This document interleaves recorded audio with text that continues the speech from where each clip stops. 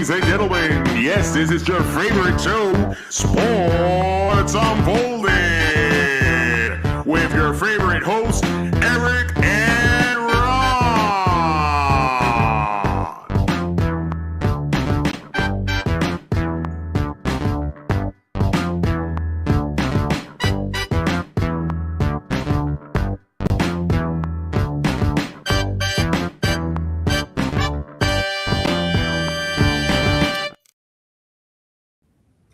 Hey, sports fans!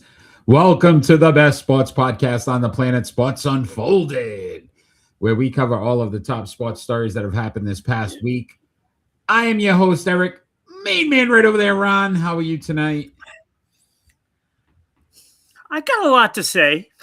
Yeah, it's going to be. We'll just go there. It's going to be a very interesting show. First and foremost, if you're joining us live tonight, please join the chat. Let us know. We've got a lot to talk about. Obviously, NFL playoffs are at the final stages. We'll talk a lot about the NFL. Playoffs? We've got U.S. hockey we're going to talk about tonight. So we're excited about that, as well as please tune in for this baseball segment, because I think both of us may lose a few Christmas cards on this one once it's said and done. But before we get...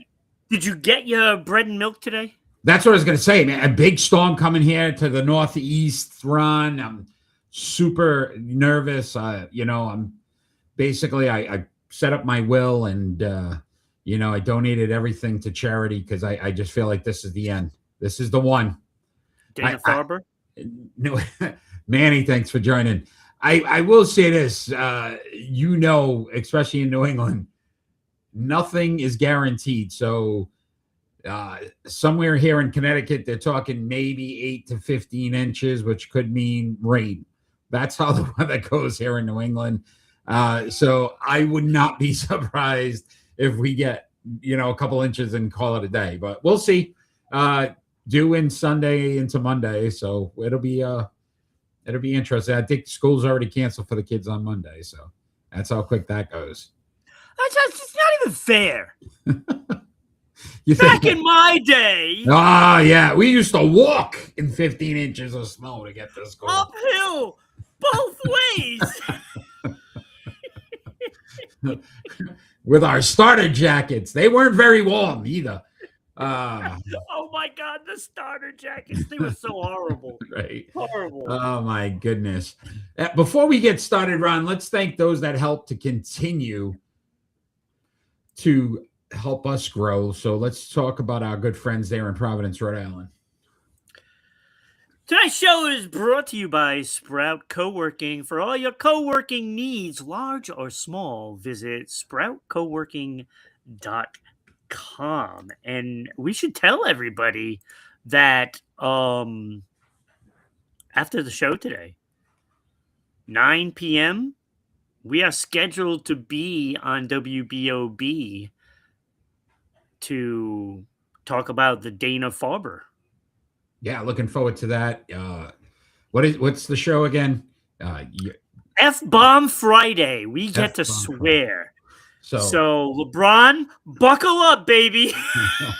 So tune in for that 9 p.m. on WBOB 990. It's in Providence, Rhode Island. You can get that on the internet as well. So check that out and you can hear your Sports Unfolded. Jake, thanks for joining. You can tune in then and listen to us at 9 to 9:15 p.m. Where we get to drop some F-bombs. Looking forward to that. We don't do that too often.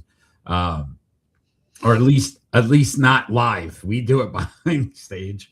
But we'll have some fun with that. We also want to thank our friends down in Dallas, Georgia, WDJY 99.1 FM, putting us on every Saturday. Right now, running a contest for our prediction segment. So if you are listening to us, tune in towards the end of the show, make your predictions, and email them in, and you could possibly win some great prizes if you finish in the top echelon of those competitors. So we're looking forward to that, as well as our good friends here in Southeast Connecticut, SEC-TV, Public Access Channel 12, putting us on every Tuesday night at 10 p.m. We appreciate the support. and the continued growth here with Sports Unfolded, as well as all of our audio platforms, our social media platforms. We are just everywhere and anywhere, so you cannot miss Sports Unfolded. Even if you try, we're going to punch you in the face. And that's not a bad thing. Sometimes, I mean, you need a good punch in the face. People like that. They are into that. There are people into that, buddy. So we already got Jake and Manny live, so we're looking forward to hearing some good conversation. Ron, are you ready to get this party started? Let's get it going. Kick this thing off with our leadoff story. It is championship weekend in the NFL. There are 2 games left. The Rams at the Seahawks and the Patriots at the Broncos. We're going to technically 3 games left. 2 games left of the play. Yeah, and then the Super Bowl. I'm not counting the Super Bowl. I mean, technically, as a side note. Oh, but in the Pro Bowl, you got the Pro Bowl then, if you really want to get. Okay, you brought it there, buddy. I am bringing it there. But we're going to talk about both games a little bit and let us know your opinions on it as well. We'll make our predictions on both games towards the end of the show as well. So stay tuned for that so you can give your picks and get on our prediction chart. Let's start off with that Rams at Seahawks. So this is a three-peat. The previous 2 games were separated by 2 points, Ron, and 10 yards. Like, that's how close these 2 games were. The last game in Seattle, the Seahawks won 38-37 in overtime. That was that weird 2-point conversion where it was still in the end zone and they didn't know it was a fumble. And so kind of crazy. What are you looking for in this game?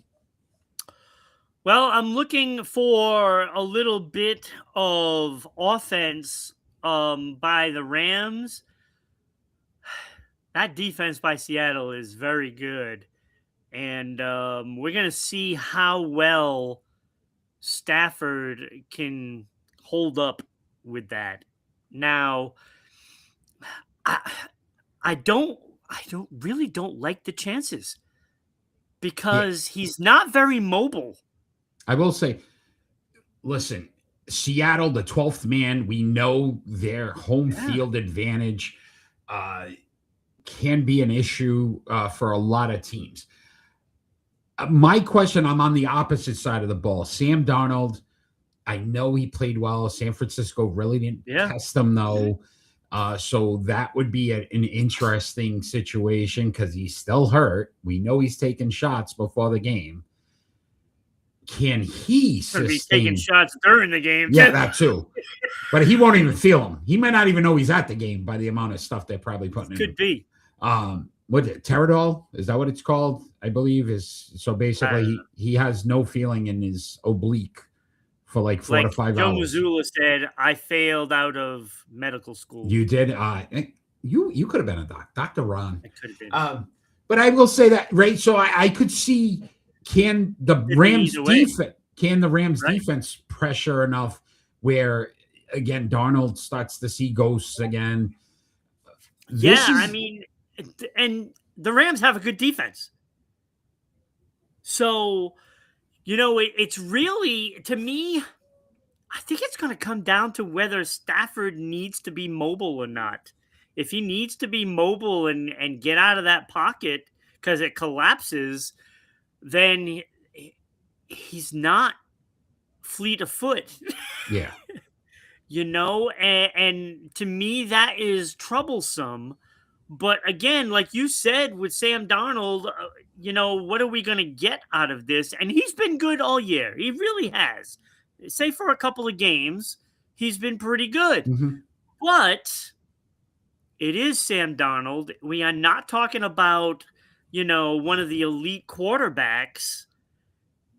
If you have pressure on him, is he going to be able to handle any of that pressure? And for how long? Right. One of the highest in the league when it came to turnovers, Sam Darnold. Again, that's going to be crucial. You do not want to give the Rams more opportunities to score points because they have the ability to do that. Listen, even the game you beat them, they scored 37 points against a very good defense. We both agree that Seattle's defense is very good. The Rams put up 37 points against this defense.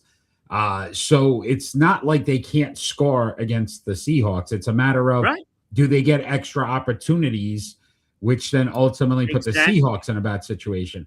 Also pay attention to the special teams because, listen, Seattle came out, opening kickoff, runs it 95 yards for a touchdown. Great pickup, Rashid. The wide receiver there has done so many great things for the special teams for the Seahawks. If the Seahawks can get some of those easy points early, does that put pressure on the Rams to now try to force them out of the game and what they want to do and how they want to, run their offense? This is going to be a very interesting matchup because when you see a team for the third time, Ron, it gets hard to really gain. Secrets. Yeah, there's not much you can gain or look at and go, oh, they don't know this. You probably ran most of your plays during those two games that they've seen. So it'll be interesting. It's going to be out in the open. Everybody knows what the other team is, and you just hope that you limit the mistakes. That's all you can really do. It's going to come down to that. Yeah, I'm going to go Denny Green here. They are who they thought we were. That's both of them are saying that. They are who they thought. There's no surprise here. That is one of the best. Oh, it was. Right there. Right? But there is no surprise here. There isn't something you're going to sit back and go, ooh, I didn't know they had this guy or they could do that or, this is how they play this style defense. So this is a tough matchup for both teams. So I think this is the harder of the two to really look at and say, okay, absolutely, who has the advantage? Because we've seen it all from both of these teams, right? Yeah. We've seen it all. The other hand, we haven't seen it all, including a guy that hasn't thrown a pass in a game in like 2 years. Yeah, the Patriots at Broncos. The last time Jarrett Stidham threw a pass in the NFL, Bill Belichick was still coaching the New England Patriots. And that seems like forever ago. I mean, granted, it's 2 years ago, but if you think about it, Bill Belichick was still the head coach of the New England Patriots. That's why he doesn't have a ball in the pictures. Yeah.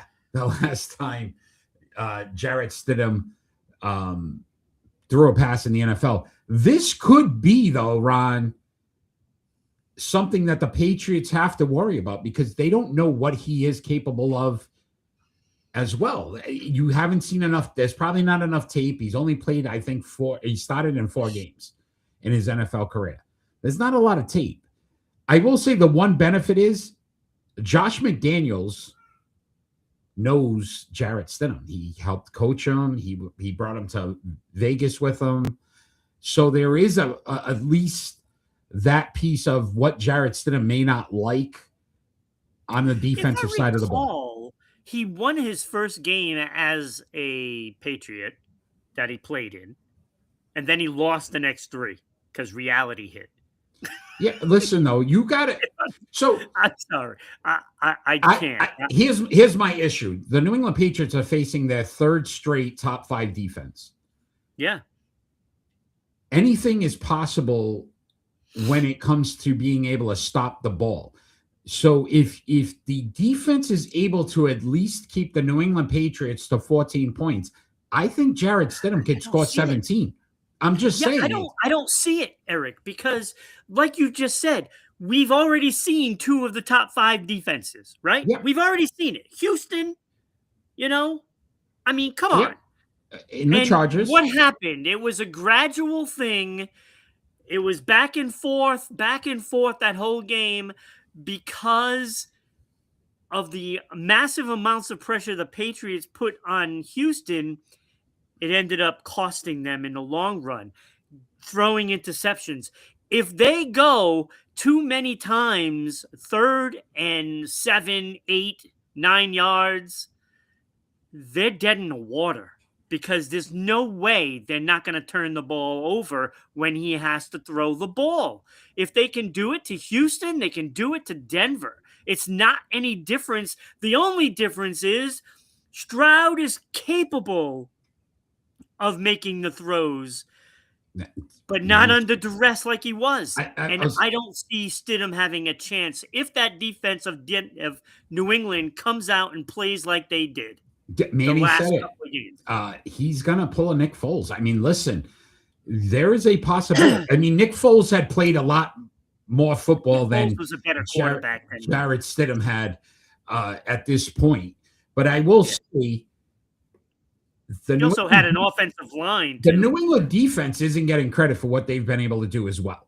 And I think that's some of the bulletin board material that they're using as, okay, well, everybody came in and said Houston's defense was so top-notch. And New England's defense came out and said, listen, we're just as capable of doing some stuff. And they shut down a run game with the front four, and they were able to put pressure on. So you've got to be able to understand that New England's defense is going to be key here, because I don't know if New England's offense, which has struggled in the 2 games against solid defenses, yes, they is going to be able to move the ball enough. So something's got to give in this game too as well, Ron. New England 8-0 in the regular season on the road. They did not lose a road game. New England is also 0-4 in Denver in the postseason. They have never beaten the Denver Broncos. That's with Tom Brady. It has never happened. Something has to give here. Yeah. And it's an interesting game because just because of the unknown factor, right? How is Stidham going to come out and play? We don't know. We have no idea. But with what I've seen from that Patriot defense,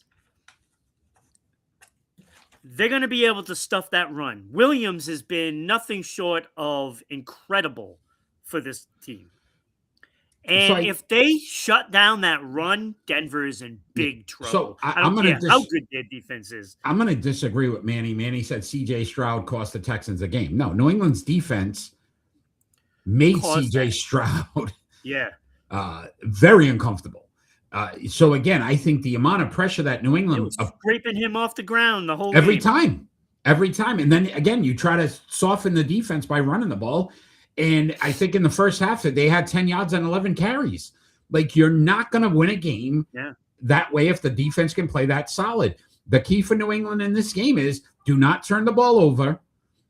I think you need 21 points to win this game. I don't even think you need that. I think you need 20. I think the Broncos can score 17. No, I think 17 for the Patriots. Will win the game. So a couple interesting things before we move on, Ron, and continue to talk some more football. This is the Sean versus Mike weekend in the NFL. So the 4 coaches, Sean McVay versus Mike McDonald, but then it's also Sean Payton versus Mike Vrabel. So Sean versus Mike in both games, which was pretty interesting, right? So you think about that. What's the odds that all 4 coaches they have the same names? So that's kind of crazy to think about. That is funny. And then my crazy stat of the week, Ron. I said every week I'm going to give you the craziest stat of the week.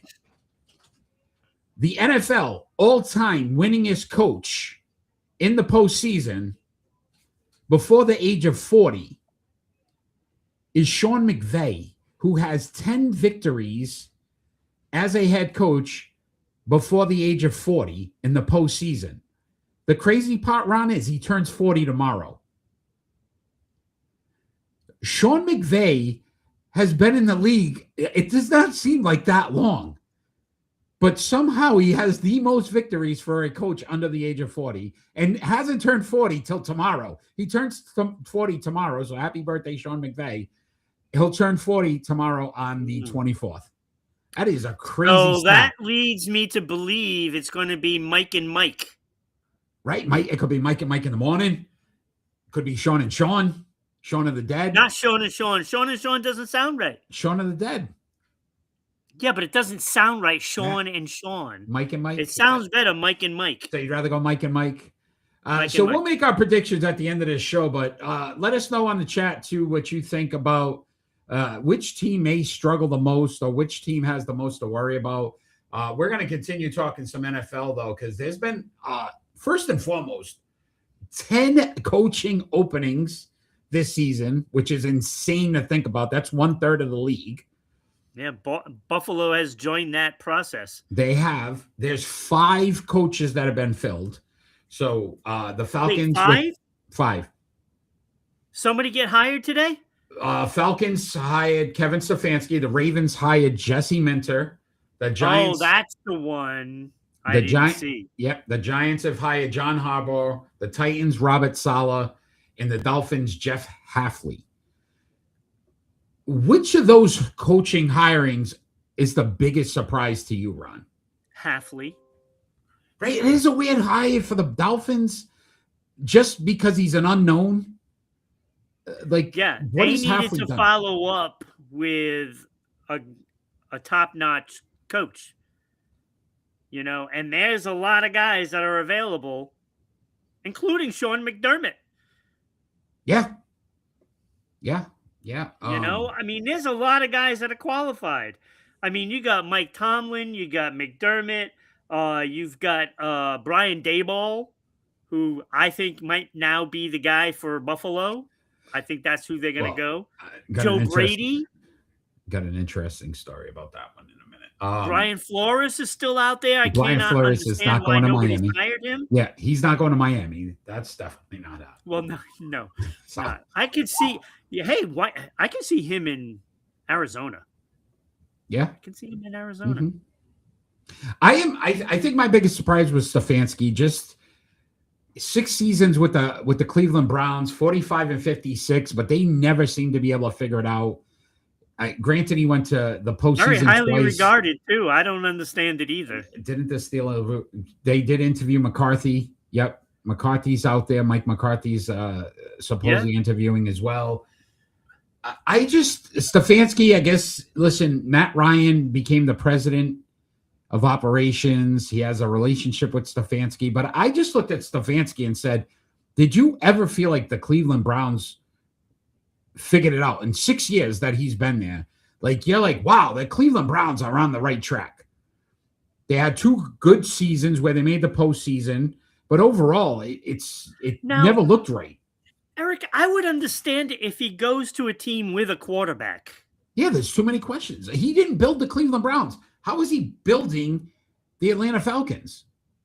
Yeah, that's what it didn't make sense to me. Like, I would understand, you know, if he went to Buffalo. I would understand that. They got a quarterback. You don't have to worry about that. That's the hardest part, is worrying about who your quarterback is. And I'm sorry, Atlanta viewers, we are not sure who you're going to have for a starting quarterback. I don't think they know. I don't think the Falcons know who's their starting quarterback right now. And Penix Jr. unfortunate. A's injury prone. B hasn't shown that leap like some of the other second-year quarterbacks have. Kirk Cousins, I think, is done. I think he's out of Atlanta. So that one was the biggest surprise to me. But the also surprise to me, Ron, and I know these guys want jobs, but Robert Saleh going to the Titans, like, there's probably 1 or 2 teams worse than the Jets. The Titans might be pretty close. Why would I want another job? He went 20-36 with the Jets. Do you think he is going to have any success in Tennessee? Well, I mean, the only thing I can say is, look, he worked for the Jets. And the Jets, no matter what they do, it fails. I mean, just look, Aaron Rodgers. They get Aaron Rodgers, and yes, I understand. I put the kibosh on it by saying he's probably going to get hurt in the first game. Boom. And it was first series. Boom. Oh!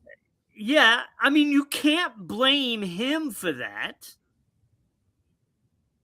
Okay. I'm just saying, you know, you're working for the Jets, things go wrong. Maybe it wasn't him. So maybe he'll be better with Tennessee with Ward. Ron, let me ask you this question. Which coach that formerly coached the Tennessee Titans is now in the AFC Championship game? Well, yeah, I know. They made a big mistake. So Mistakes were made. This is my point. The Titans organization has not made wise decisions. Right. For me to feel comfortable as a head coach to say, you know what? This has got to work out better than it did the last time for me. It's not. It's like driving into a wall. You got to have pieces. Yeah. And I just don't like. That one I surprised get me. it. I get it. I have hopes for him to be able to be competitive, in this league. Yeah, Cam Ward's the guy. He's gonna. I don't know. I don't know.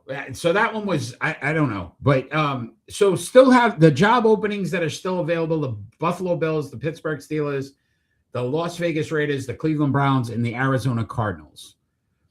Interesting story coming out today. The Buffalo Bills. So listen, Yes. first and Cannot foremost, wait for this one. yeah, Sean McDermott, I think, got a raw deal. This is just my opinion. I think it was more the GM should have got termed. But anyway, how are you going to legitimately interview Philip Rivers, who's a high school coach? Ron, let me rephrase. High school. I know this. Okay. High school coach for a potential head coaching job with the Buffalo Bills. They did it with Harbaugh.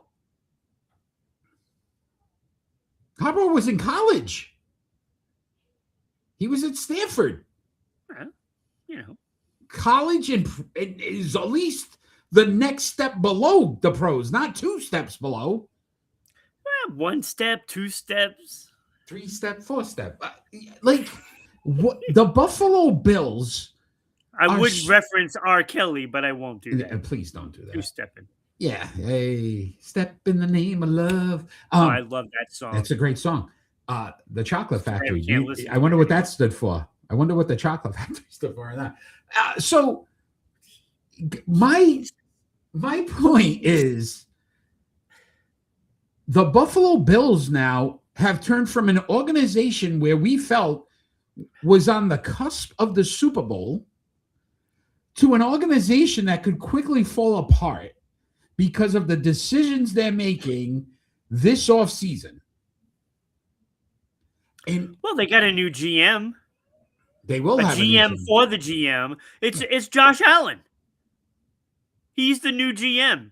This is the guy I want to hire, so hire him. Brian Daboll makes the most sense just because of what he was able to. But then again, now you get rid of Joe Brady because Joe Brady, Ray and Daboll, I don't think would be mix well. So so now you're changing your offensive coordinator or Daboll's calling plays. Listen, the best job available to me would be the Arizona Cardinals. Because guess what? Nobody really cares what they do. You can last 4 or 5 years and be like, hey, I was coaching for 4 or 5 years. Good. Nobody cares. And then you always had that built-in excuse. Well, I have Kyler Murray as my starting quarterback. Right. How was I supposed to win? So it's like listen, I played high school football. Maybe I could be a NFL coach. If we're going that route, somebody call me. Give me a call. We'll talk. Listen. Go to Cleveland. Just apply. I'm a defensive-minded coach. I like to stop the ball. Listen, we don't need a great offense. We don't. But I'm telling you, I'm campaigning right now, Ron.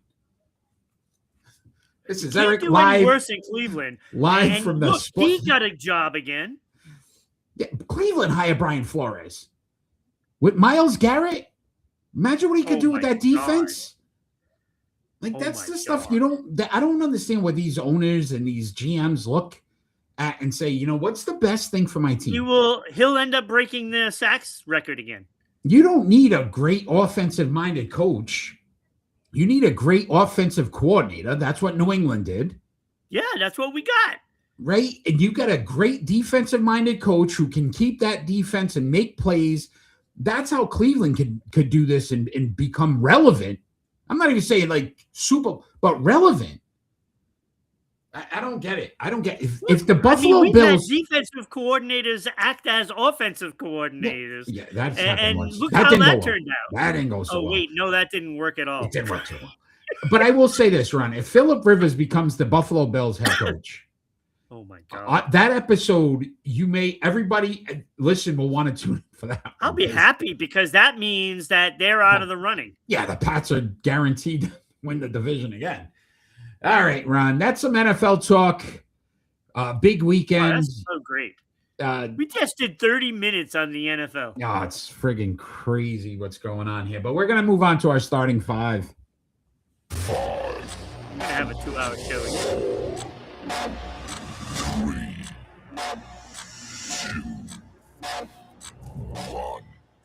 Our starting five tonight, we're going to give you our starting five Team USA members, the roster, who we feel are our starting five. The best five. And it is hockey, right? We're talking about? Yeah, not gymnastics. If it was gymnastics, it would be a little different. Just a little bit. I know we'd all have the same number one. Probably. Let's get your honorable mentions. You're starting us off this week. What do you got? Okay. 15 of them? I have 5. There's a shocker. So 10 of the 20-some players, that's fine. That's only half. Good job. It's not half. A little less than half. It's like 25 players. What am I going to do with you? Go ahead, buddy.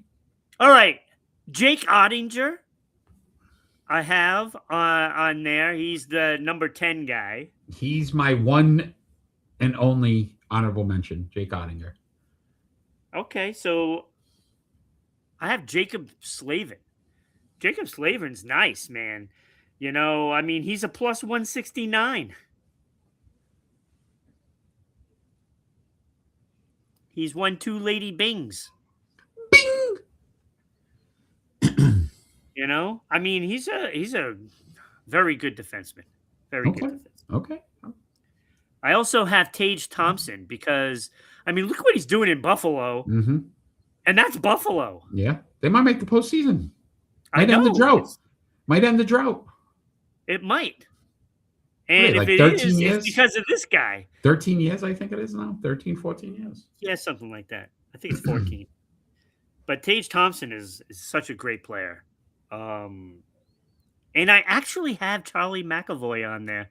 You know, and I know, a week ago or 2 weeks ago, I said he shouldn't even be on the team. And then I'm looking at the numbers today, and I'm like, wow, he's back to Charlie McAvoy again. He's playing really well right now. Okay. Really well. Okay. And so I've kind of backpedaled on that. All right. And he would be my number 7. Okay. But my bubble guy is Jack Eichel, which I think you might have him in the top 2 or 3. I may. I will say this. I have him at number 6. We might have to go to starting 5 plus bench. That's what we might have to do. He doesn't have any I'm saying accolade. I may have to change the episode to call starting 5 plus bench every week. So I had Jake Ottinger at my honorable mention. So we are on to our starting 5, Ron. So at number 5 for you. I had Jake Gensel. He actually made my top 5. I didn't expect him to be there. Yeah. But the guy can score goals. And, you know, and he's got 290 goals, 332 assists, 622 points for 648 games. That's pretty darned good. Plus 98 for his career, which was actually really good. 40 game winners. And he has a Stanley Cup. And I just like his game. I like that he can put the puck in the net. And you have somebody passing it to him, and he can just snipe. Snipe City. All right. I had at number 5 Quinn Hughes, defenseman. I feel like it's going to be an important part to listen. A lot of Canada has a team, a squad as well that can put up some points. You're going to need a defenseman that's going to be crucial to kind of controlling the opposite end of the ice for you. And I think Quinn Hughes is going to be an extremely important piece to that. So I went Quinn Hughes at number 5. That's pretty good because I have him at number 4. Oh, look at that. All right. I have him at number 4. And I did not expect you to have any defensemen on there. I'm a defensive guy, man. I'm telling you. I'm just saying. Didn't expect that. That was a pleasant surprise that you had him at number 5. I have him a little higher at number 4. I love the fact that he's played like 100+ games less than Charlie McAvoy and has one less goal. Uh-huh. And he has 456 points in 479 games. That is almost Ray Bork-esque. Almost. That's how good this guy. He's clearly the best defenseman on the team and probably in the league. Right. Well, maybe second in the league. To McAvoy. Dale McCarr. Yeah, McCarr's pretty good. At number 4 for me, and I may have missed this, I think he's back. And if he's not, Matthew Tkachuk. I believe he is. He's still back on the roster. So, again, I think the leadership, him winning the Stanley Cup, you're going to need a guy that knows how to win in critical situations. He does know how to win. So I thought that Matthew Tkachuk would be an extremely important piece. That's why I had him at number 4 for me. Again, I think he's just getting back. So, again, we have to see how the rust is on the wheels. Yeah, but as a player, I mean, he's won Stanley Cups. He's got 2 of them. Yeah, and he back was to back, a big right? reason why. I mean, he gets the team to play. That's the thing. He is a leader, and though I think he might be a little bit of a dink, because he's always starting crap and then he runs away. Oh! And I don't like that. But I do like his game. Yeah. Do like his game. Who do you have at 3, Ron? Number 3, I have a hell of a player right here. Connor Hellebuck. And you need a goaltender. Now, would I like a goaltender that has actually won something? Yes. That kind of helps. But you look at his numbers. 334 career wins already. He's got 45 shutouts, 2.56 goals against average, and a .917 save percentage. This guy has won 3 Vezina trophies, 2 Jennings. He won the Hart Trophy this past season, and 4 All-Stars. So he's going to be vital. Agreed. To win gold. Agreed. Vital. Agreed. My guy at number 3, I think, has to be one of the biggest scoring leaders on this team for them to actually be successful, and that's going to be that man right in the middle, Auston Matthews. He's going to have to be able to put the puck in the net. He is probably one of the most lethal scorers in the NHL when he's on. We've seen what he's done for many years now. Listen, to win a gold, you're going to need Auston Matthews to perform at the highest level possible to win gold. Because I still think there's a lot of solid. Listen, Team Canada scares the hell out of me. So you're going to need Auston Matthews at his peak performance each and every game for them to win gold. Yeah, I agree with that 100%. What are we at? 2? Yeah, we're at number 2. I've got Matthew Tkachuk at number 2. Ooh, wow. Okay. Very interesting. I mean, it goes beyond the numbers. 240 career goals, 397 assists, 637 points, 644 games. Nice. That's almost a point a game, but a plus 130 as well. So not only can he do it offensively, he can do it defensively, and he can really rough up a team. He can rough them up. He's very physical. You have that leadership ability in him, and he brings all those intangibles to the game, which Team USA is going to need him in order to win gold. If he's not in the lineup, they're in trouble. Yeah, super important. Period. Agreed. Plus 130, though, is incredible. 26 game winners, 2 Stanley Cups, and 2 All-Stars. I'm surprised it's only 2 All-Stars, to be honest with you. But it is a tough league to get in the All-Star game. Yeah. At number 2 for me, you need somebody that's going to not only look to score but distribute. I love what he's done since he went to Vegas. We knew some of his Buffalo. Jack Eichel. I think he's going to be a vital part of making sure that everyone's involved. 41 assists so far this season for the Knights. Another guy that's won a cup and knows how to get it done in critical moments. So Jack Eichel for me at number 2. Yeah, I just worry about him defensively, and that's why. Yeah, he's only that's a plus why he 11. wasn't in my top 5. Yeah, plus 7 for his career. So again, but I also looked at he was in Buffalo for all those. But the game-winning goals, pretty damn good. Yeah, so kind of crucial moments. Yeah, he's very vital, and you're right. They need him to be him. Yeah, that's what they need. The best part about it is, Ron, he doesn't need it. Yeah, he doesn't need to score. Can he distribute the puck? Can he get again Matthew? Depending on what line he's on, but can he get those guys involved enough to say, listen, you know what? I don't need the goals. I need to make sure I'm put the puck in the right spot to get you the best shot possible. Yes, absolutely. At number 1? So I know who you have number 1, Dude. And you must know who I have at number 1, and that is the guy in the middle, Austin Matthews. He's an elite player. The only guy that just supersedes the point per game.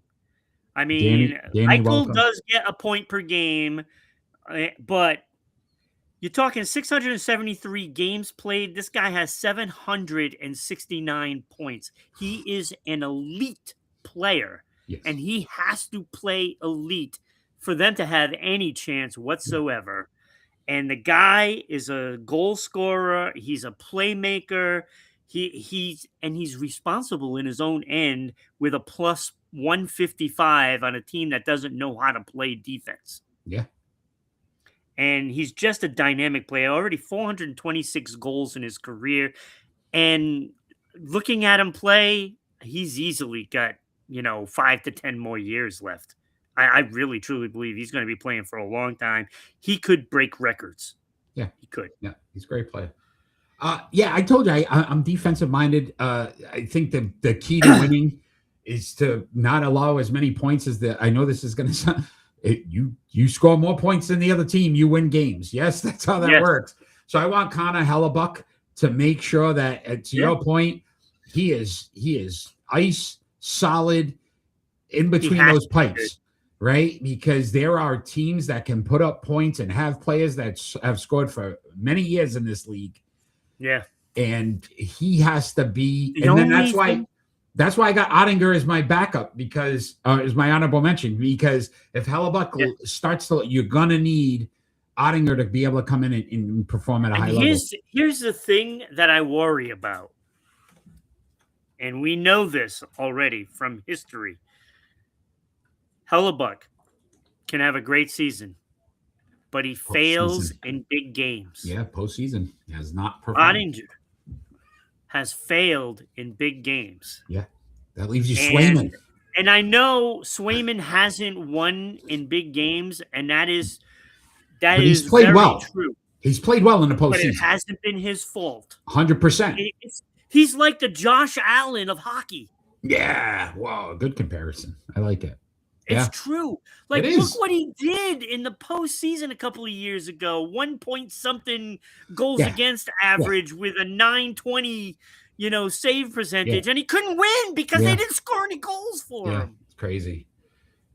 He could end up taking because they're going to go with a different goaltender in the play-ins or whatever. And then medal rounds is going to be the guy, right? Yeah. So we'll see we'll see which guy. Yep. No, I think goaltending is going to be super key. Good list, man. That was fun. Oh, it was fun. It was really a great list. We should do that for like I would say baseball, but they don't know what they're doing. But that's besides the point. We're not there yet. We're almost there. Let's talk some NBA, Ron. Big injury, Jimmy Butler, ACL. Done for the season. Does this basically ruin the Golden State Warriors' chance this postseason? So, Danny, we've got the hockey segment still to come. So that was just our starting 5. Starting 5 from the U.S. hockey team. I know you're going to look forward to that, Danny. A lot of great players in the Olympics. So Jimmy Butler, done for the season. Listen, the Warriors 25-21, eighth currently in the Western Conference. Here's some of my issue. They're the second oldest roster in the NBA on average, 29.6 years per player, if you want to break it down. The two players you count on the most right now, Draymond Green, 35, Steph Curry, 37. And Jonathan Kuminga, who's probably your best young player, has demanded a trade. Well, let's talk about last night. Yeah, got injured. He hurt himself, hip and ankle. He got a boo-boo. A little boo-boo. But they lost to the Dallas Mavericks. Who's won 4 straight. Look out for the Mavs. Right? Now, without Anthony Davis. I don't know if you saw the camera on Steph Curry after he left the game, sat on the bench, and that was a look of despair. I have never seen Steph Curry with that deer in the headlights look. The man is doing everything possible. 35 plus points for 4 or 5 straight games, and they've lost. 35 points from Curry. He's above his career average this season. At 37. I hate to say this, it's over. Not for Curry. It's over for Golden State. For the Warriors. I agree. And I think they're going to clean house. And I hate to say, I don't want to see Steph Curry in any other uniform unless it's green. Oh, that would be sweet. Unless it's green. Yeah. And all green too. None of this like half green, all green. Yeah.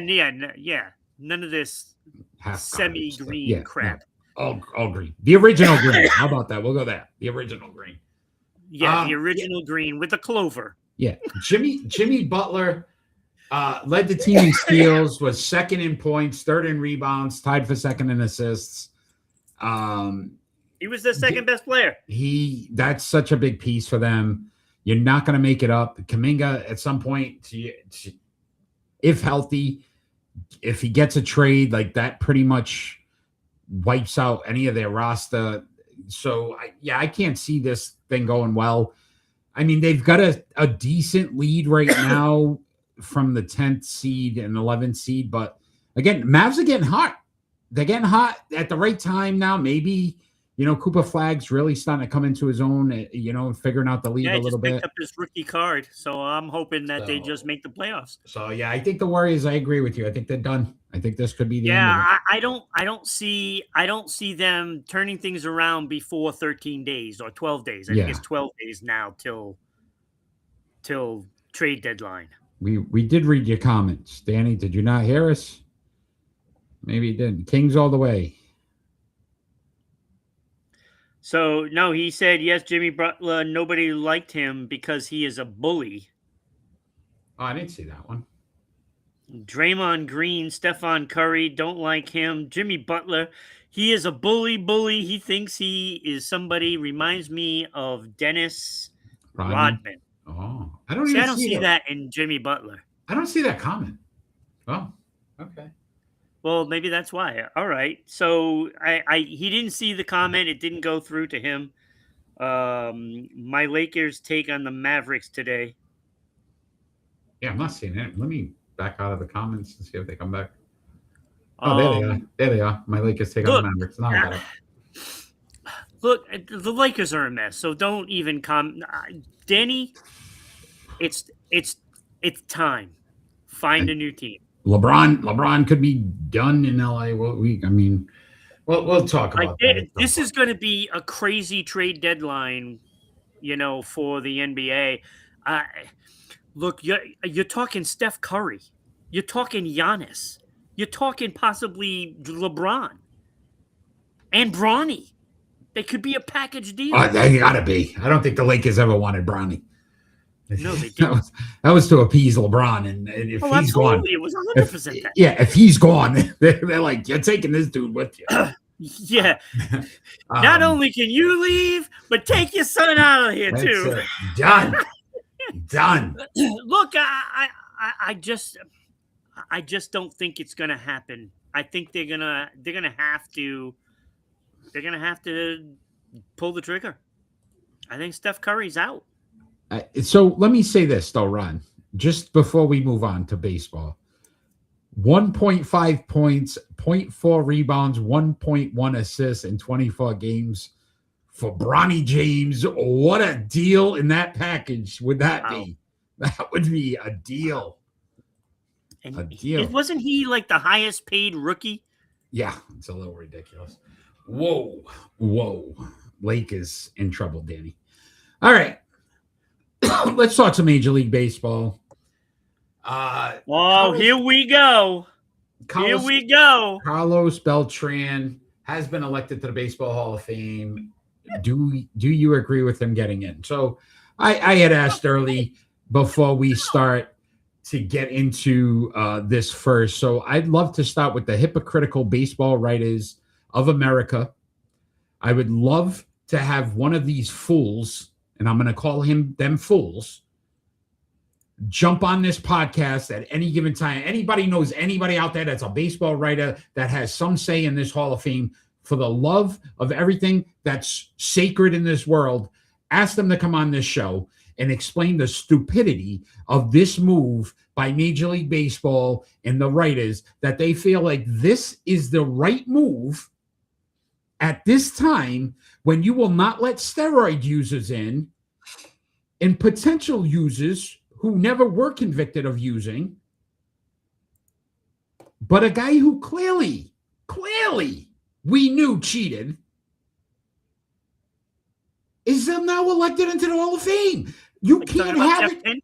You can't have it both ways. You cannot sit back and say they can't get in because they illegally use substances that help them gain an advantage in a baseball game, but yet somebody can use electronic equipment to steal signs to get an advantage in a baseball game and then put them in the Hall of Fame. Yeah. What idiot in their right mind thinks this is okay? Yeah. You can't have it both ways. Look, we both disagree with the steroid thing. Okay, we know that. That is totally different of what we have here, except the fact that they put in Jeff Kent. They put him in.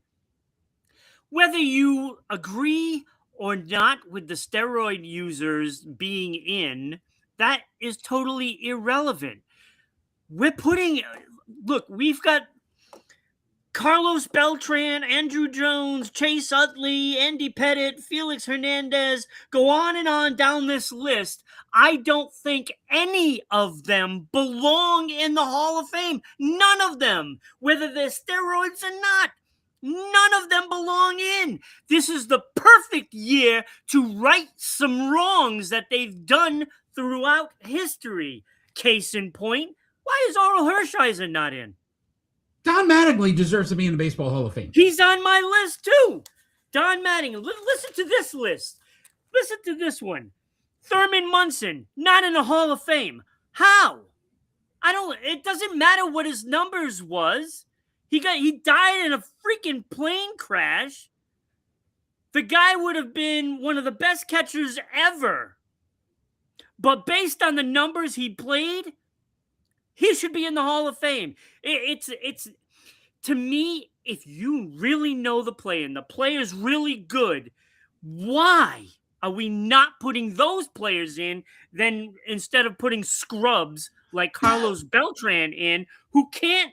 I have a list of like 15 players on here. And Lou Whitaker, why is he not in?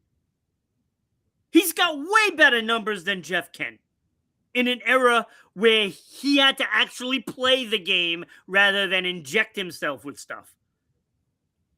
You know, Dwight Evans, the most total bases of the 80s. Do you know who played in the 80s? You see all those players that are in the Hall of Fame. He had more total bases than any of them. Any player in the 80s. Whether it was Molitor, Yount, Murray, whoever. Right, yeah. Had more total bases. And if you like defense, oh my God, he had a cannon of an arm. Nobody ran on him. But no, we're gonna put Carlos Beltran in. Why? What has he done? 2,725 hits, 435 home runs, 1,582 runs, 1,587 RBIs, 312 stolen bases, 3-time Gold Glove, 2-time Silver Slugger, won a Rookie of the Year, won a championship. The championship's tainted. So again, you can't count it if that's the Major League Baseball rule. Right. And my point is this, Ron, and I know we disagree and we argue. Jake, how are you? I know we disagree a million times about the steroids thing.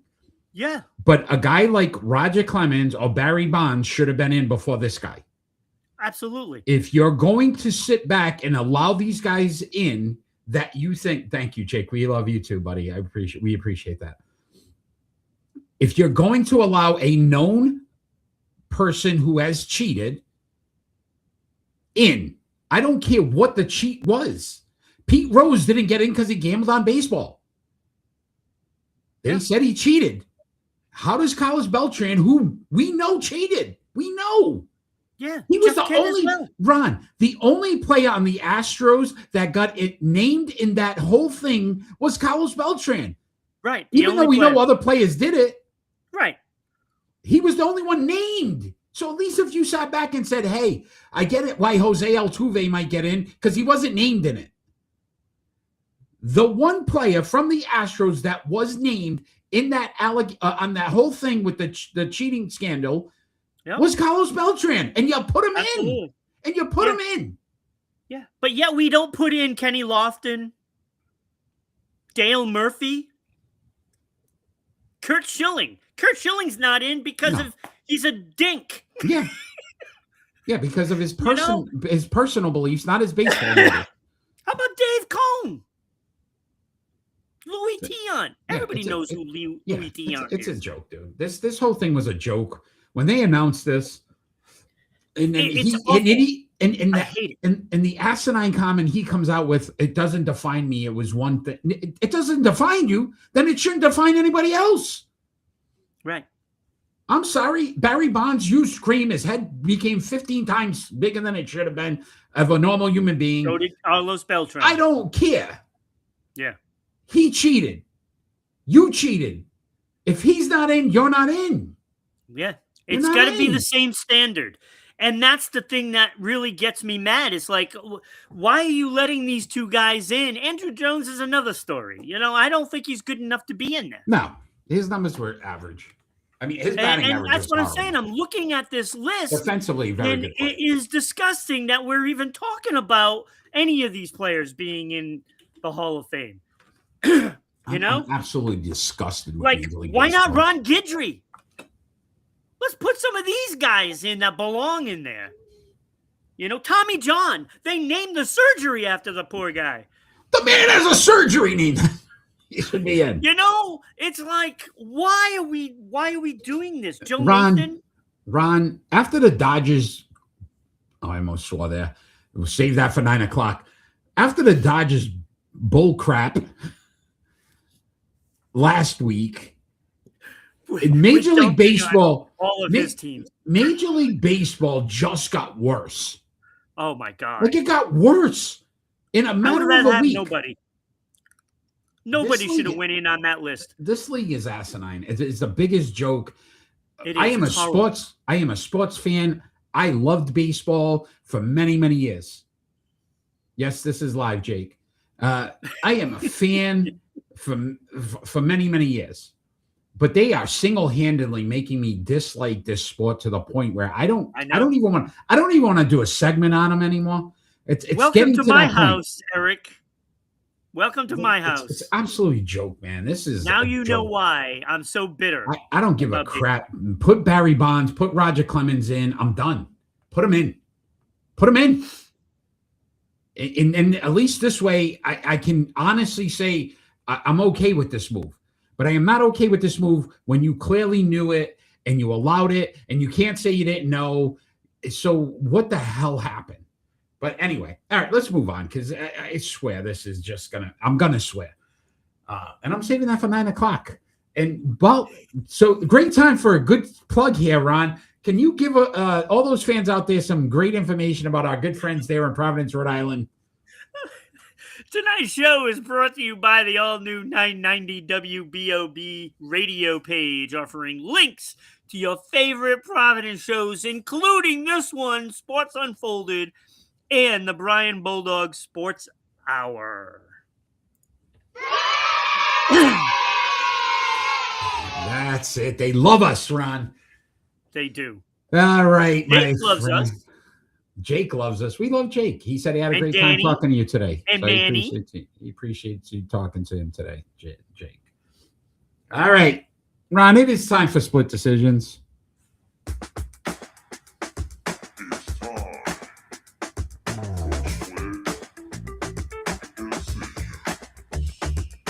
Our split decision segment. Basically, we give each other 2 more likely questions, and we got to make a decision. Ron, you are first this week, so you can start us off with your first split decision. All right, seeming we just talked about baseball. Might as well get it over with now. Who will more likely sign first? Okay. Well, next first. All right.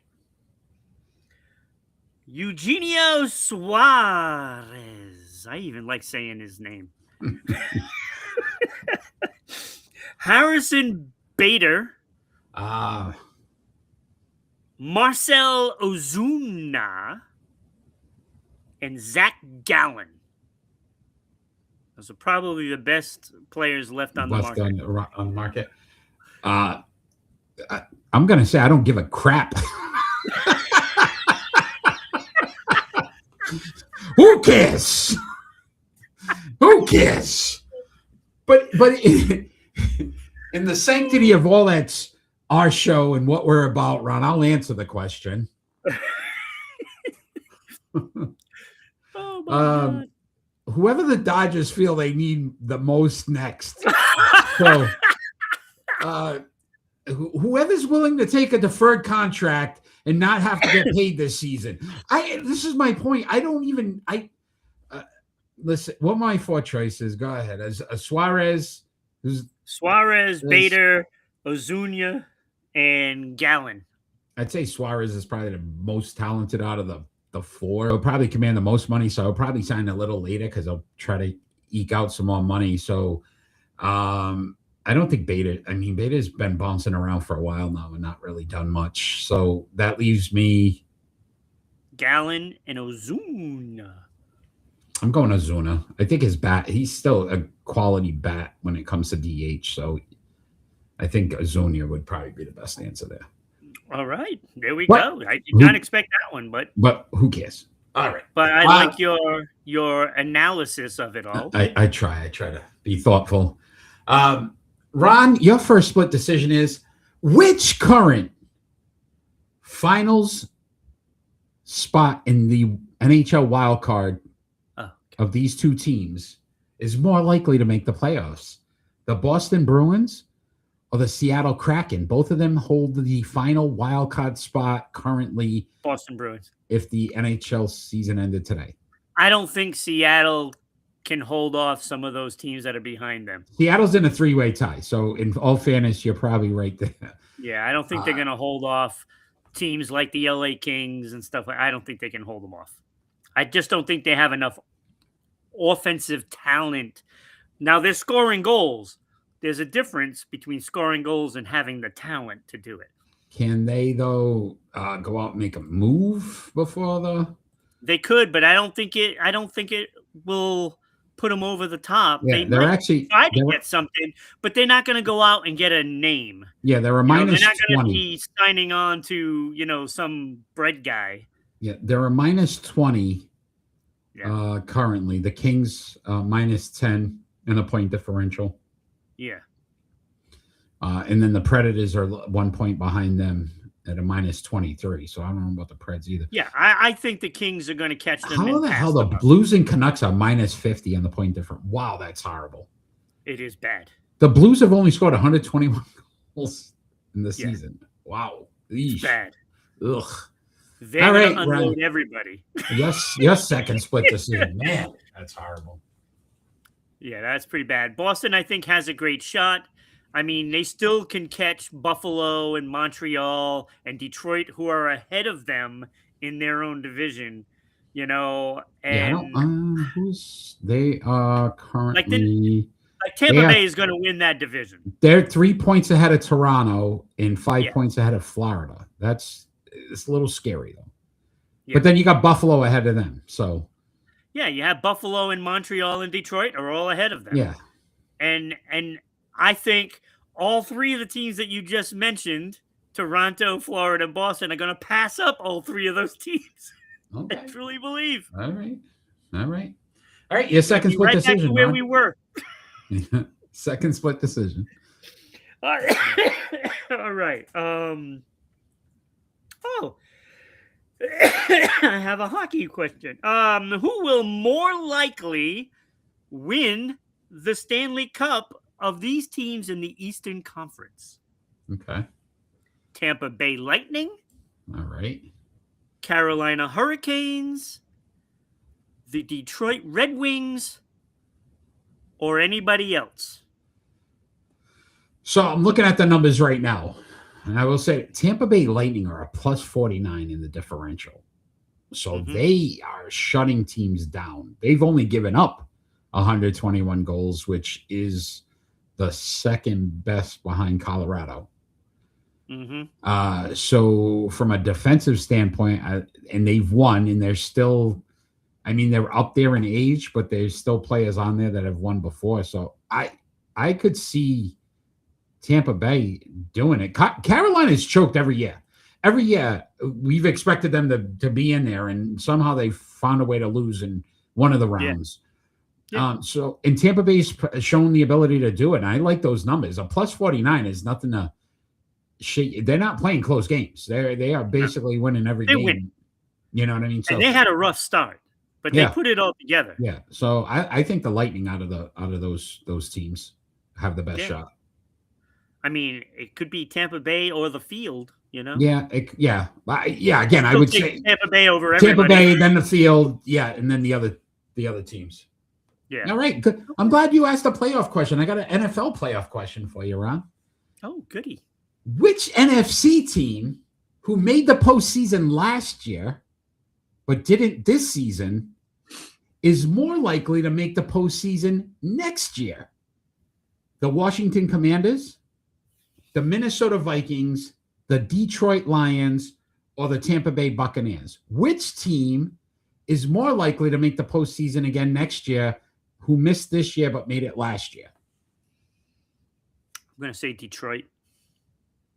Tough division, though. It is a tough division, but personally, I think Chicago has hit their ceiling already. They may. And I think Green Bay is at their ceiling. Detroit didn't look good though with these Kimonas. Minnesota is not going anywhere with J.J. McCarthy. Not happening. Okay. All right.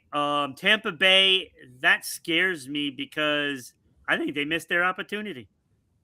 I just feel like they're the easiest division, though. Yeah, like, I know. But all three of those teams were 8 and 9. All three of those teams were 8 and 9. So I know that, but I think Carolina learned how to win. Okay. All right. And I think Atlanta probably has the best roster, and they got a coaching change, so that might do it too. I don't think Tampa Bay is going to contend next year. Okay, so you're going with the Detroit Lions. Yeah, I'm going Detroit. I like it. It's not going to be Washington. Definitely not. All right, Ron. Let's talk some NHL. There's a lot of talk. The New York Rangers, they're moving on from Artemi Panarin. Artemi Panarin. Panarin. I always say his name wrong. Panarin. Is this a good move for the Rangers? So I mean, you got to do something with them. Rangers currently 21-24. They're not going anywhere. Last in the Eastern Conference. They're not going anywhere. Probably one of their best players right now. He is their best player. right? So you're going to be able to get some pieces or some decent Yeah. chips for him. I mean, hockey's weird. I mean, the way they do that, some of the things they do, but It's hard. It's hard because when you're trading Panarin, you're just saying, okay, so we're not going to contend next year either. Yeah. Well, he's in the final year of his contract. So Right. one way or the other, they probably lose him because they're not going to re-sign Right. him. Right. So why not make a move to try to... Yeah, and you can't sign him for more money next year when it didn't go well. Look, when you have a couple of years and it doesn't go well because they weren't good last year either. They were right there with the Bruins. When it goes south like this, you really need to change over everything. But it's not like the NFL or NBA where one player can come in and make a difference. Because you trade Panarin for some prospects and a draft pick. That draft pick isn't going to show up for another 2-3 years. Yeah, hockey's a lot different. But you're going to get a good baseball. player from it. Almost like baseball. Like they draft these kids sometimes. You don't see them for 4 to 5 years because they're in the farm systems and Yeah. So unless they're just, Sidney Crosby, to use a player. The elite. That came in as a rookie and was an impact player. Okay. You're not getting that. You're not getting a Connor McDavid. All right. We're going to have some fun then, Ron. Let's have some fun. Okay. All right. Well, real quick, 50 games, 19 goals, 37 assists, 56 points, a minus 16 for the season for Panarin. That's bad. But all right. That's a point a game player. Yeah, he's still got it 50 games, so he's making a point a game. But I will say this, Ron. There are 6 potential trade destinations that, are rumored right now. So we're going to read off the 6. Since you're my hockey guy, my main man when it comes to all things hockey and hockey knowledge, and you're going to tell us which are the best fits and then who you think he ultimately might go to. Okay. All right? So first and foremost, which wouldn't seem fair, Colorado Avalanche. Oh, Jesus. Oh. Can you add help more the to rest that? of the league? Right? Let me tell you. At that point, what do? Just chalk it up. That they're the LA Dodgers of the hockey world at that point. Yeah, I mean, who doesn't fit there, right? Yeah. It's a winning franchise who knows how to basically make a team. They know how to do it. Except for goaltending. They haven't had a good goaltender since Patrick Waugh. All right. Dallas Stars. Especially with the Tyler Seguin injury. Yeah, that could work. And be with Rantanen. Oof. That would work too. Minnesota Wild. With Kaprizov. Yeah, I don't see him going there. Look, I know it could fit. He'd be with Kirill the Thrill, right? Yeah. Mm-hmm. But I don't see Minnesota making that kind of a move. Okay. I don't see it. Detroit Red Wings. That I like. That I like a lot because he would fit in with a lot of talent on that team. There's a lot of talent on that team. And he could really make that team solid for the playoff run. I don't know if it'll do enough, but team where you might see the window starting to close a little bit and they might want to make this move to give themselves one more shot, the Florida Panthers. Yeah, unfortunately, I can see that too because, Barkov, they're not going to know really much about Barkov, but you add Panarin onto that team, that is scary too. And I can see that he'd fit in really well there too. Again, it's the culture, right? You're talking about culture of teams, and you're talking Colorado, and you're talking Florida, and there you go. Last and not least, a team we just said underachieves every year in the postseason, Carolina Hurricanes. Yeah, I don't see them doing it either. They need to, but look, they couldn't find a spot for Rantanen to succeed there. And it's like, if you can't do that, then what's the difference in Panarin? You know, I, I don't like it. I don't like it. Okay. So where does Panarin go?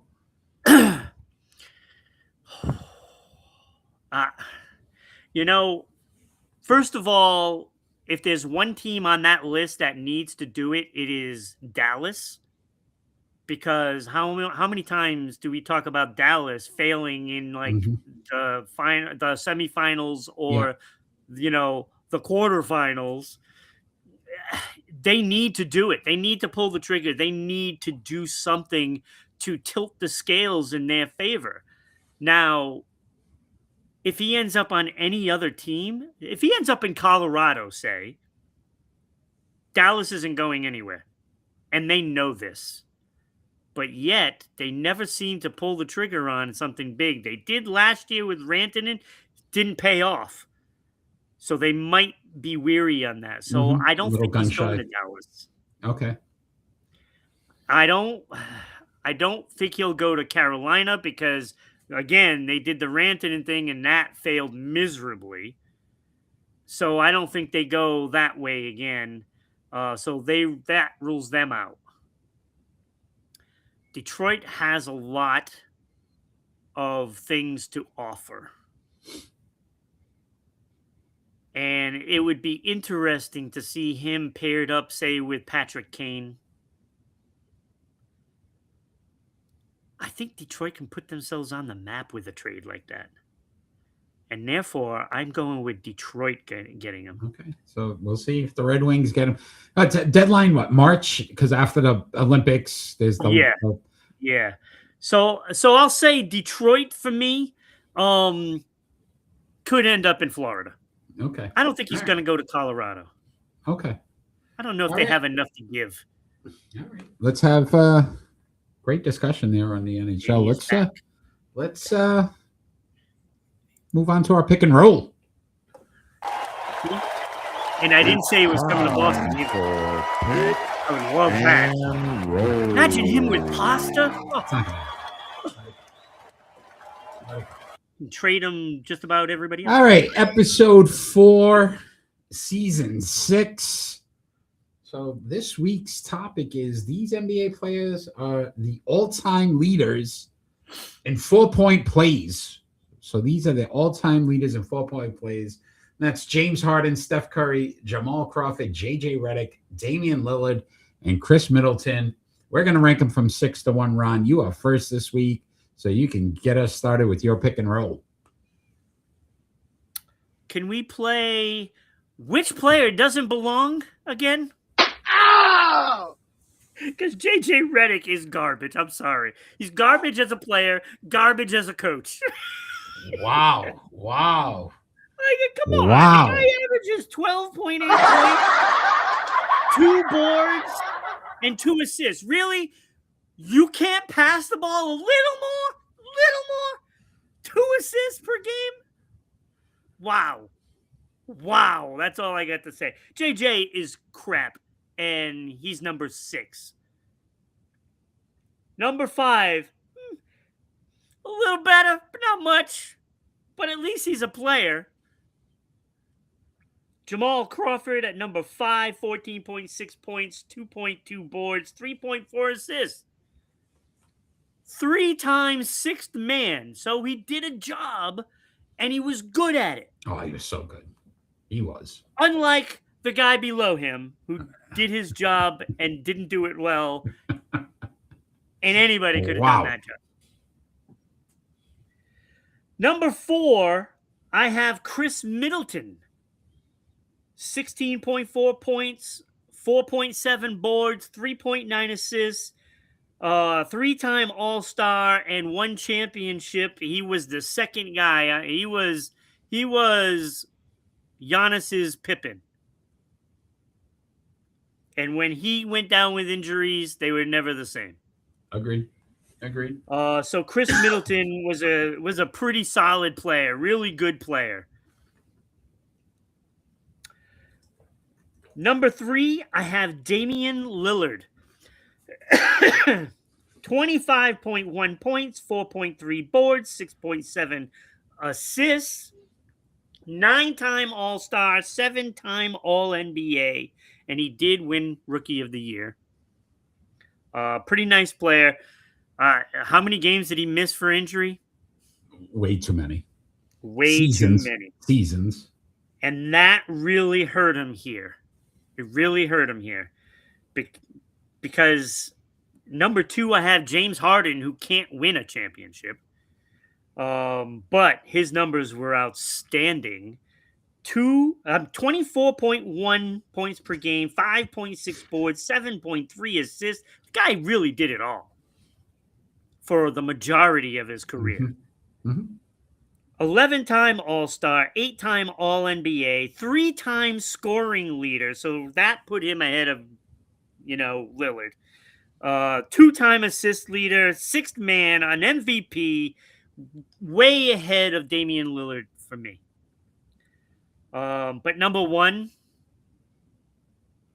to me, it's an easy number 1. 24.8 points per game, 4.7 assists, 6.3 assists, and 4.7 boards.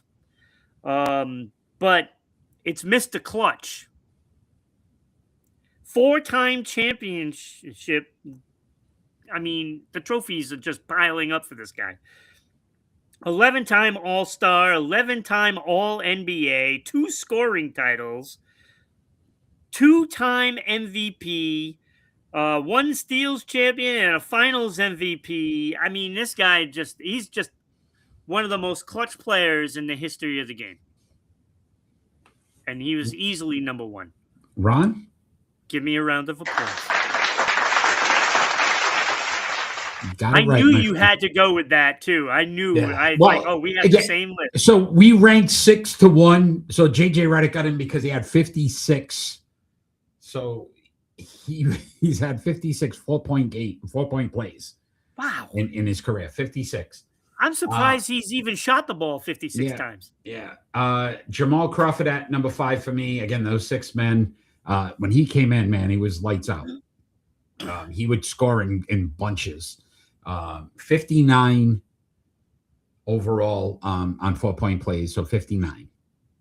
Chris Middleton, again, the championship helped him a little bit. He is the lowest of the group. He's had 39 4-point plays in his career.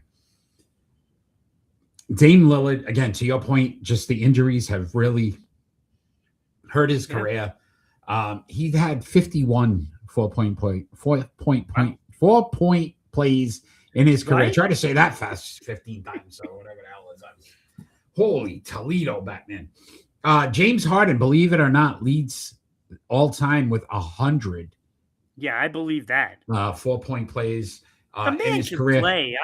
You did miss. I know we get on him, and I know I get on him real bad. You did miss one accolade though. 7-time choke artist in the postseason. So that you didn't have that. Wow.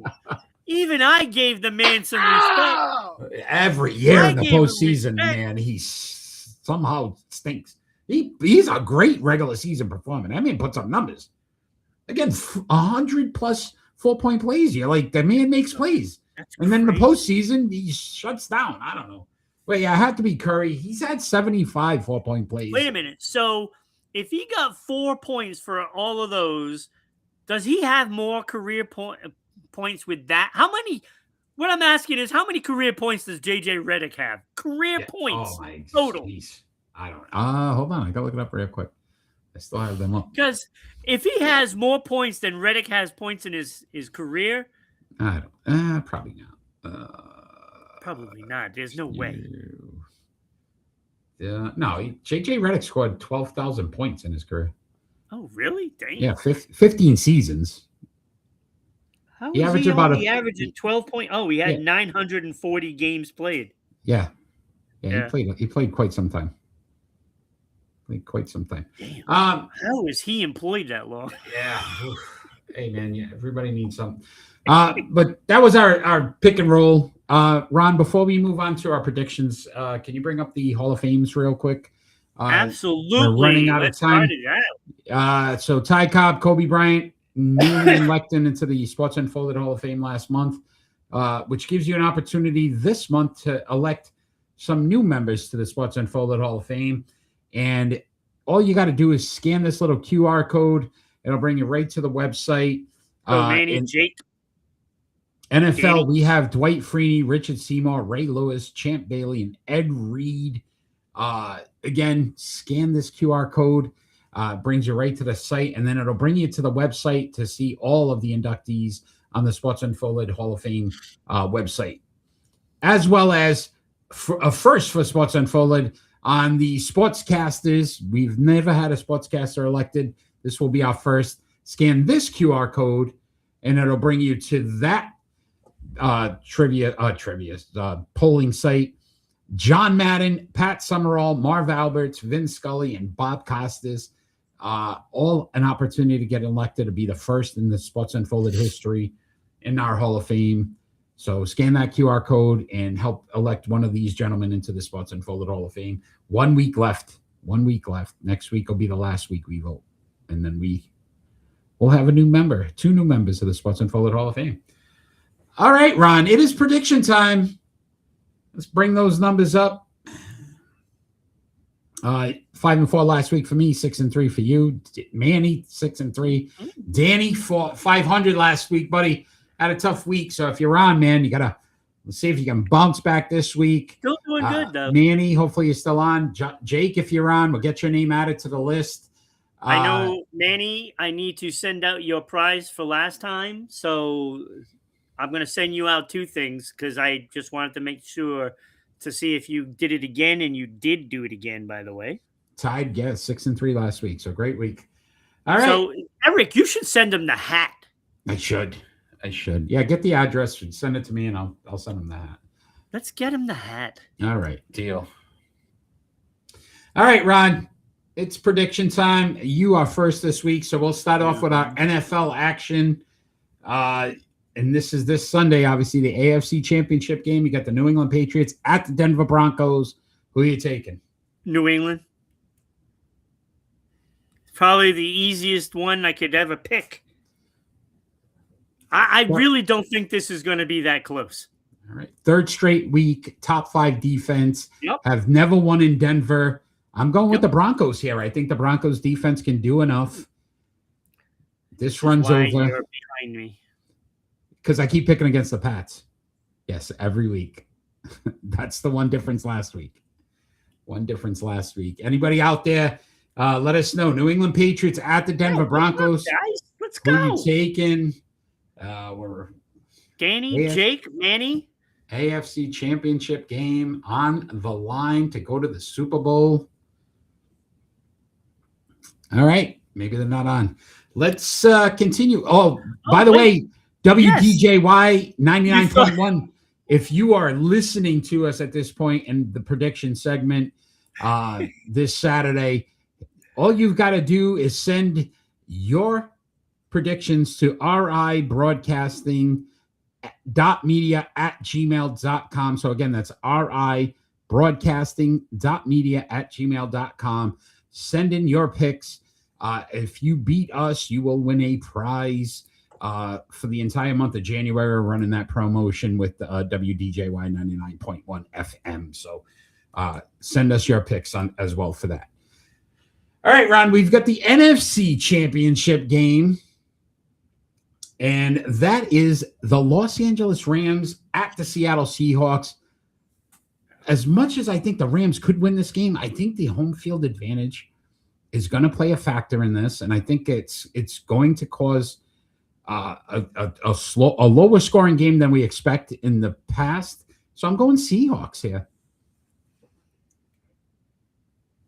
Yeah, that's what I'm doing too. I'm going Seahawks. I think the Rams were very fortunate to win last week. And I don't think they're going to be, they can't be that lucky against the Seattle Seahawks defense. Seattle will take that very personal if they think they're going to drive down with 40 seconds left in the game and score. There's no way Seattle is letting that happen. It's not happening. Yeah. Should be a great And one. I think it's going to be that close. Yeah. Should be a great weekend. NBA action, Ron. On the 24th, you got the New York Knicks at the Philadelphia 76ers. Who are you taking? I'm taking Philly. Philly is playing too good right now. Embiid, Maxey, Triple-double his last game. Paul George. I mean, they're an Edgecombe. Yeah. Look, this team is much better, and it looks like people are healthy. Of course, that could change at any moment, you know, and Embiid could fall down the stairs tonight. Yeah. You know, but I'm going Philly. All right. I will say this. Knicks do not play well on the road. So I'm going Philly as well. And again, to your point, Philly's playing better basketball now. On the 27th, you got the Detroit Pistons at the Denver Nuggets. I'm taking Detroit here, Ron. I just feel like defensively a little better. They do travel well. They have a good away record. So I like the Pistons here. I also like the Pistons in this one. I'm not sure if even the Joker is playing yet. Yeah, I don't think he's back. I don't yet. think he is. So I don't know if he's going to be in this game or not, but I like Detroit in this one. All right. Rematch of last week's NBA game. You got the San Antonio Spurs at the Houston Rockets. The Rockets came back from 16 down and won that game. Who are you taking? I'm going to go San Antonio. I think they're going to seek out some revenge. And look, I think they had that game and they let it slip away. And that is probably a level of experience. And they got a taste of experience in that one. I don't think that happens again. And I think San Antonio wins a close one. All right. I'm going Rockets here. Again, I think Ime Udoka is going to definitely say, listen, you guys kind of try to coast through this game last time. We can see what the Spurs can do. I don't think Houston allows a 16-point lead to evolve. So I could see the Rockets keeping it close and then winning late. So I'm going Houston there. Yeah, that's a game cost.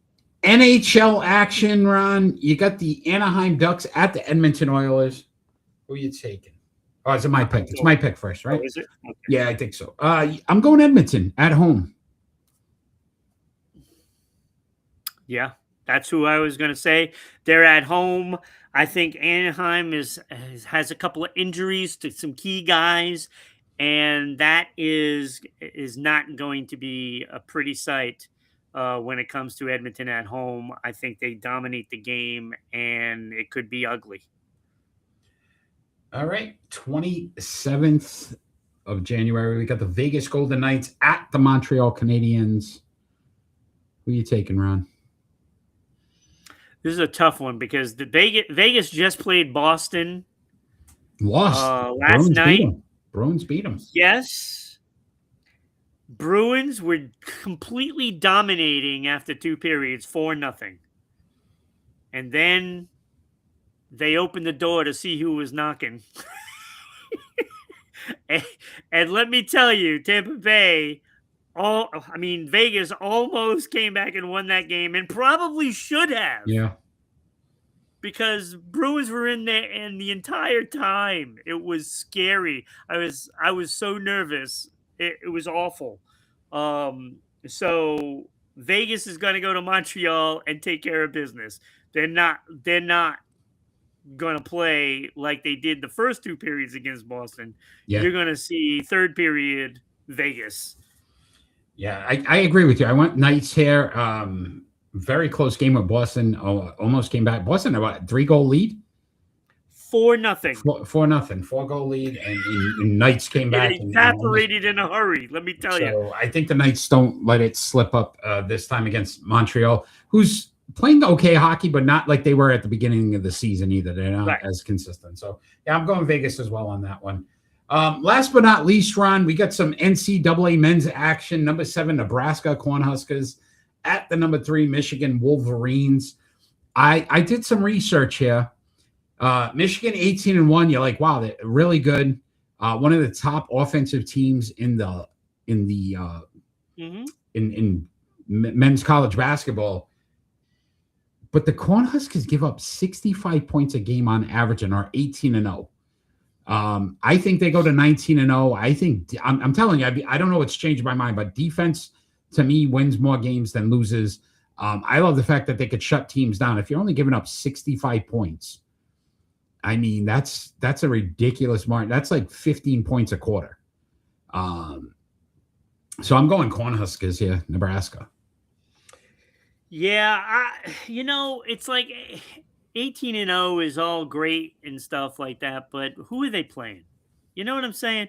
Like, I don't know who they played already this year. You could say that about the Patriots. Okay, go ahead. I'm sorry. Go ahead. I didn't mean to interrupt. But I'm going Michigan. Going Michigan. All right. They're at home. The crowd is gonna get them at least 5 points per quarter. All right. If you are listening to us on So WDJY by 1. Okay, WDJY 99.1 FM. That was our prediction segment. Send in your predictions too. So email your predictions to ribroadcasting.media@gmail.com to enter the contest. We're doing the contest for the entire month of January. We will also add you to our prediction chart as well if you send in your pick. So look forward to that. And Manny, we've got some prizes coming to you as well. So send in your information to that email as well. All right, Ron. It's been a great show. We're winding down. It is final thoughts time. And our final thoughts don't necessarily have to be anything sports related. It could be about anything happening in the world today. You are first this week, my friend. And I can tell by the look in your face that you have a thoughtful and insightful, and you've been thinking about this for hours now. Your final thought. My final thought is just to pile on baseball. There wasn't enough time to even do it before, so I'm going to keep piling on, and I want it to hurt so bad that it bleeds. Baseball has a way of really screwing things up. And I'm at the point where I don't care if I watch a game or not. Ever. Look, it is so frustrating to see such a disparity of talent where they're going. It's always the same team. Like, they're even dominating New York. And frankly, I find it very insulting that I have to actually root for a Yankee team over the Dodgers, and I don't like it. I don't like it at all. And then what does baseball do? They manage to screw up the Hall of Fame every year. Every year. And I have to go on and reading off names like Sparky Lyle, Tug McGraw, who aren't in the Hall of Fame. Don Baylor. Remember him? Mm-hmm. I mean, it's just a travesty. And of course, even Don Mattingly. Everybody knows Don Mattingly. Everybody knows. I mean, he is a lunch pail guy. And he did a great job for that horrible team for so many years. How is he not in the Hall of Fame? But yet, we put Jeff Kent. We put Carlos Beltran and Andrew Jones. Now, I like Andrew Jones as a player. He doesn't have numbers like Dewey. Dwight Evans has better numbers than him. What are we doing? Batted 250 for Andrew Jones in his career. Right? How many home runs did he have? Do you have the stats? Dwight Evans batted 272. Let me go back. Hold on. Andrew, he had 434 home runs, 1,933 hits. 1,900 hits? 1,900 hits, 10 Gold Gloves. So if you're going to say he got in because of his defense, but Dwight Evans, 2,446 hits. So he had more hits, and he had 8 Gold Gloves. So it's only 2 more Gold Gloves, 20 points higher in the batting average, 500 more hits, about 60 less doing? runs. So what are we doing? How can these people constantly get it wrong? But they do. This is baseball. America's pastime. It's not anymore. I hate to tell you. Not anymore. There's a thing called the NFL. I think even college football has surpassed baseball. Yeah. Look, it's just disgusting. It's disgusting. And this is why we do our Hall of Fame. It was exactly because of the Baseball Hall of Fame. Because they constantly get it wrong. And we constantly have this same conversation every year. Yeah. And I'm done. No, I'm agreed. out. Yeah, great one. Great final thought, Ron. My final thought is a little personal to me. I got a little. I don't root for normally players that aren't on my team. It's extremely rare. There are certain times or certain players, and I've gained a little more respect for one Fernando Mendoza, who won the national championship with the Indiana Hoosiers. What a great game on Monday. I don't normally watch college football too much. I have watched a lot more of the playoffs. I love the format. But I became a little more of a fan when I noticed his mom in the stands, and his mom was in a wheelchair, and I just happened to Google it because I wanted to see. And she was diagnosed with MS about 15 years ago, and obviously it's progressed a little further. I was diagnosed with MS probably about 10 plus years ago now. And just understanding what the motivation he has and how she's been his strength and his rock during this entire process. I'm rooting for the kid. I really want to see him make it because I know the struggles that he's going through, his mom's going through. And if he can make her life a little better towards the end here, that'd be pretty amazing. So excuse me for getting emotional. But I'm rooting for the kid. He's probably going to be the number 1 pick. He is coming out in the NFL draft. So granted, he's going to the Raiders, but let's hope he can do something a little special. Because the kid deserves it. Yeah, kid deserves it. Kid deserves it. Look, he's been through a lot in his life, and especially getting the Indiana Hoosiers, who nobody would ever expect to be a national championship, there. It just shows the character and the strength of this kid and what he's dealing with personally in his life, the strength and character of this man. I'm rooting for him. I really am. So, Fernando Mendoza, good luck. That is awesome. A great final thought, Eric. Just to add to that, I don't know if you know, I'm guessing you do, or if anybody out there watching or listening knows that this kid is from the Miami area. Yeah. He got rejected by Miami. Yeah, walk on. Twice. Yep. He tried to walk on. They said he wasn't good enough. And then he turned around, went to Indiana, and beat him. Yeah. So in Miami too. So in Miami. Yes. It's a great story. Great story. So Elsa Mendoza as well. We root for you and hopefully it doesn't progress any worse. I'd love to have them both on the show. Yeah, it'd be amazing. With that, Ron, real quick, if you could tell all the wonderful people out there how they can become a sponsor of the greatest sports podcast on the planet and be heard every Friday night at 6 p.m. Eastern Standard Time, I'd greatly appreciate that.